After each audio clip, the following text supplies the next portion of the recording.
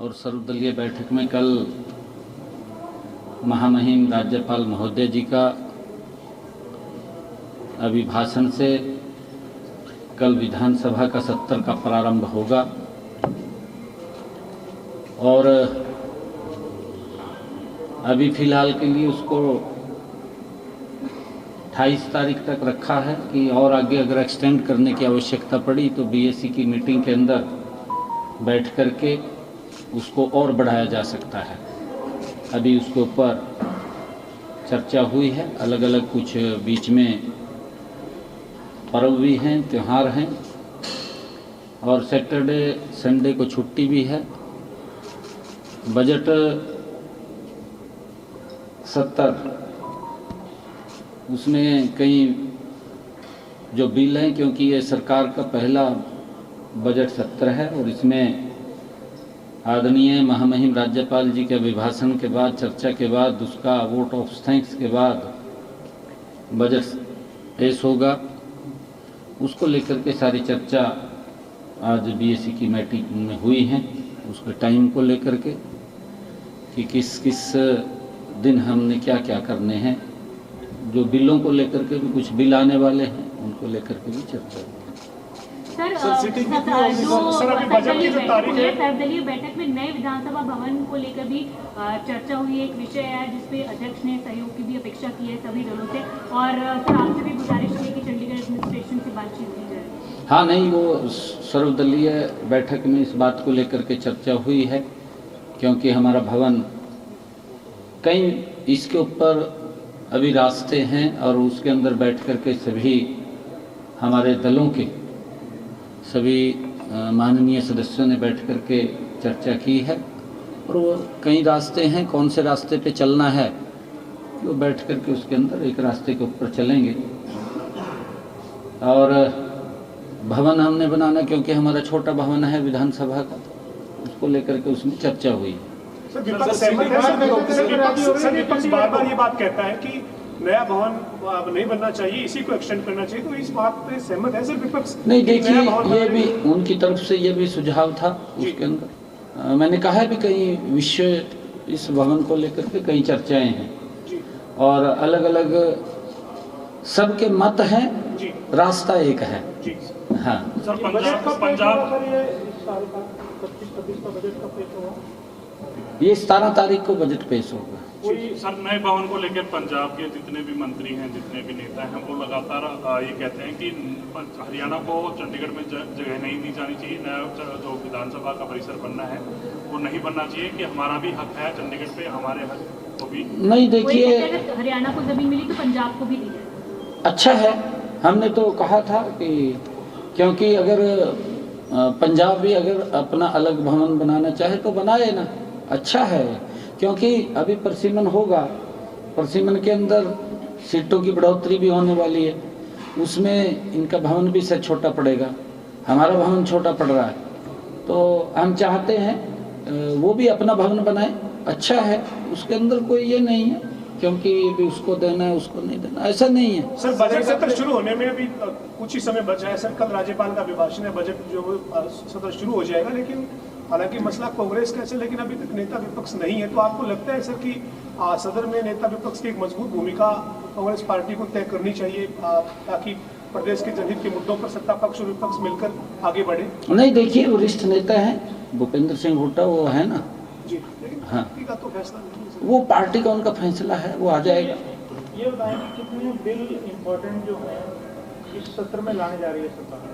वो आपको बताएंगे, हम बिल आएंगे, कई बिल आ रहे हैं, आपको समय समय के ऊपर उसकी जानकारी देंगे। प्री बजट चर्चा आपने सर की है सर, प्रदेश में अलग अलग वर्गों से भी आपने प्री बजट चर्चा की, विधायकों से, सांसदों से, मंत्रियों से सर, तो क्या उस चर्चा को, उनके जो सुझाव थे उसको बजट में शामिल किया जाएगा? बिल्कुल किया जाएगा, मुझे खुशी है इस बात की, क्योंकि हमने जब एक पोर्टल बना करके भी हरियाणा प्रदेश के अंदर हमने ये बात कही थी लोगों से कि जो आपके अच्छे सुझाव हैं वो हमें ज़रूर भेजिए। लगभग 10,000 सुझाव पोर्टल के माध्यम से भी मिले हैं। फिजिकल भी जाकर के हमने अलग अलग ग्रुप्स में, अलग अलग वर्ग के अंदर बात किया है।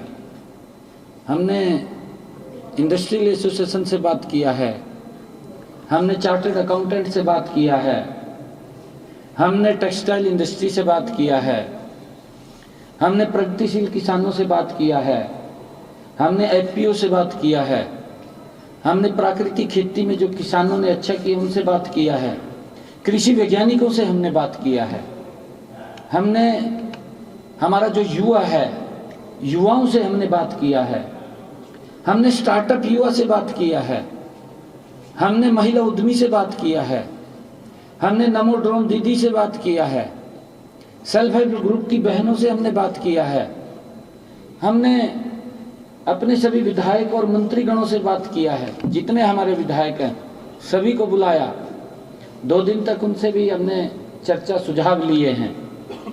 हमने जो हमारी पंचायत प्रतिनिधि हैं उनसे भी बात किया है।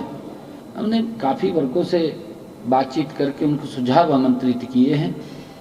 ये बजट हरियाणा प्रदेश के 2,80,00,000 लोगों की अपेक्षाओं के ऊपर ये खरा उतरे, उनके सुझाव लिए हैं, उनको समाहित इसमें किया जाएगा, उसके अनुरूप ये बजट होगा। ये तीसरे टर्म की मोदी जी के तत्वाधान में नॉन स्टॉप सरकार है। 3 गुना गति से हरियाणा प्रदेश का हम समान रूप से विकास करते हुए हरियाणा को आगे बढ़ाने का काम करेंगे। हमारी सरकार की ये कटिबद्धता है कि लोगों के जीवन को सरल करना। कितनी ग्रोथ इस बजट में देखी जा सकती है? आपका 1.89 लाख करोड़ का बजट है, ये जो चल रहा है 24-25 का, कितनी ग्रोथ हम माने 10%, 15%, कितनी देखने को मिल सकती है? ये जब आप बजट जिस दिन पेश करूंगा बिल्कुल आपको पता चलेगा उसका। विधानसभा के नतीजे आए तो उससे पहले आपने एक भविष्यवाणी कर दी थी कि हम फुल मेजोरिटी में आ रहे हैं। अब नतीजे आने हैं नगर निकाय चुनाव में, उसको लेकर के क्या आपका अनुभव? एक तरफा कमल का फूल खिल रहा है, एक तरफा, कहीं भी कोई दूसरा नहीं दिखाई तो दे नहीं रहा।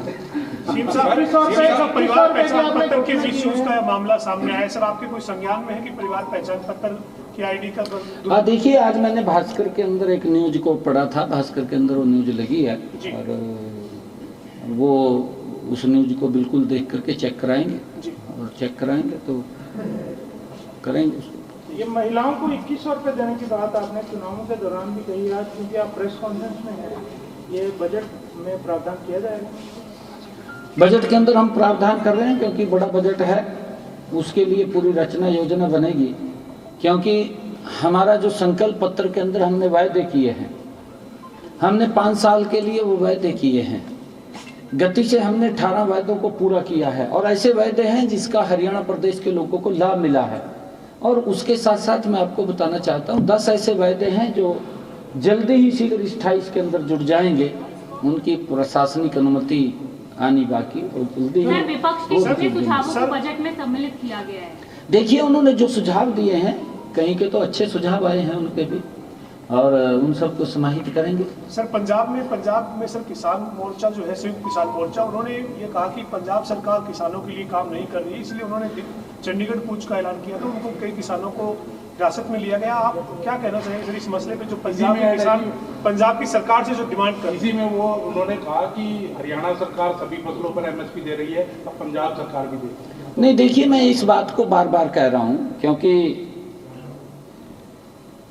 पंजाब के अंदर हमने वहाँ के मुख्यमंत्री को जब उनको उकसाते थे, वहाँ के किसान को ये लोग, मैंने तब भी कहा था भी आप उकसाइए मत, ये किसान के हमारे हार्ट के साथ जुड़ा हुआ मामला है। क्योंकि मैं किसान का बेटा हूँ, मुझे मालूम है कि किसान की पीड़ा क्या है, किसान कैसे खेत में काम करता है, कैसे वो खर्च करता है, कई बार तो खाली रह जाता है।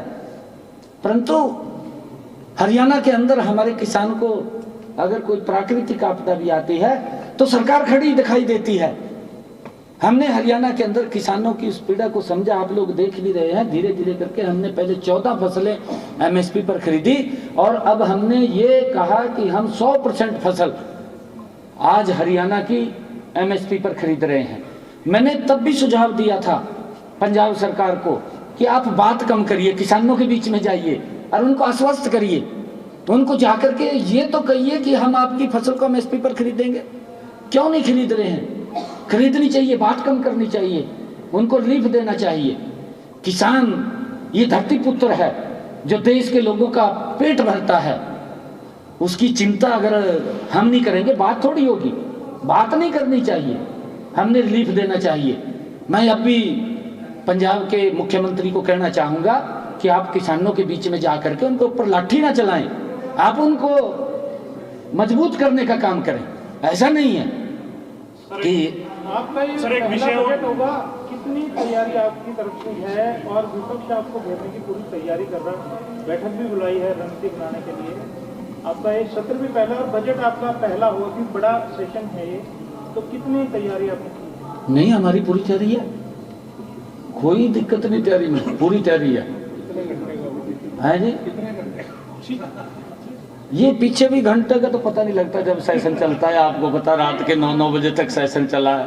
सर, पीछे जो ओलावृष्टि हुई उसको लेकर क्षतिपूर्ति पोर्टल भी खोला गया था, जिसका आपने जिक्र भी किया, लेकिन कुरुक्षेत्र से और कुछ एक आधी जगह से ऐसी खबरें आ रही थी कि जहां पर किसान कह रहे हैं कि खराबा तो हुआ है, लेकिन अधिकारियों ने जो रिपोर्ट सौंपी है उसमें कह रहे हैं कि कुछ भी खराबा नहीं हुआ है। इस पर कुछ किसान जो है वो चेक करवा लें, चेक करवा लें। इसमें मेरा एक ही है सर, एक कुछ एक जगह से ये शिकायतें भी आ रही है, किसानों को नकली बीज और नकली खाद जो है वो दिया जा रहा है दुकानों पर, तो उसको लेकर हरियाणा सरकार कितनी सख्त होती हुई नजर आएगी आगे? नहीं, इसके लिए हमने कहा कि किसान के साथ कोई भी व्यक्ति धोखाधड़ी नहीं कर पाएगा। हमने कहा है ये, किसान को अगर बीज भी देना है तो आप उसको बाकायदा रसीद उसको देनी पड़ेगी उसकी, क्योंकि ये ऐसा नहीं है किसान 6 महीने तक मेहनत करता है, अगर उसको कोई नकली बीज दे देगा उसकी पैदावार कम हो जाएगी, उसको और नुकसान हो जाएगा। ऐसा नहीं होगा। हमने कहा है कि उसके लिए आप प्रमाणित उसको बीज को दीजिए। थैंक यू, धन्यवाद sir. Thank you sir.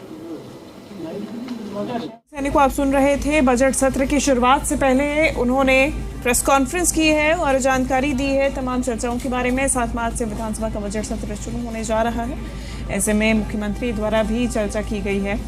CM Saini ने कहा कि नई विधानसभा के लिए सभी एक साथ हैं, हरियाणा की सभी पार्टियां इस मुद्दे पर एक साथ हैं। सीएम सैनी ने कहा कि पंजाब को भी अपना नया भवन बनाना चाहिए।